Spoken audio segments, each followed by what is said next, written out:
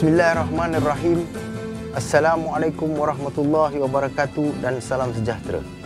Segala puji bagi Allah Subhanahu wa taala kerana dengan limpah kurnia-Nya kita telah berjaya menyempurnakan ibadah puasa di bulan Ramadan pada tahun ini.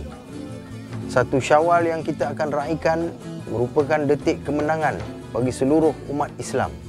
Kepada perwira, bintara dan prajurit udara yang pulang ke kampung, rancanglah perjalanan dengan baik dan utamakan keselamatan.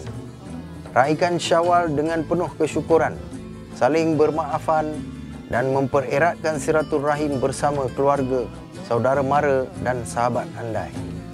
Kepada yang bertugas, setinggi-tinggi penghargaan di atas dedikasi dan pengorbanan saudara dan saudari dalam meneruskan tanggungjawab menjaga kedaulatan negara.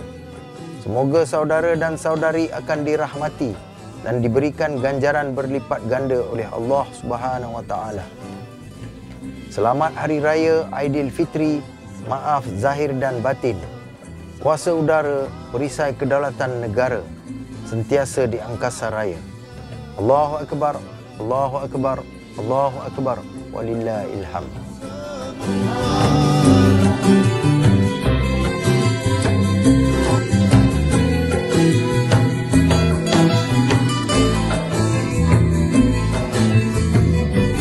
Saya Jeneral Tan Sri Datuk Seri Muhammad Asghar Khan bin Guriman Khan TUDM, Panglima Tentera Udara berserta warga TUDM ingin mengucapkan Selamat Hari Raya Aidilfitri, maaf zahir dan batin.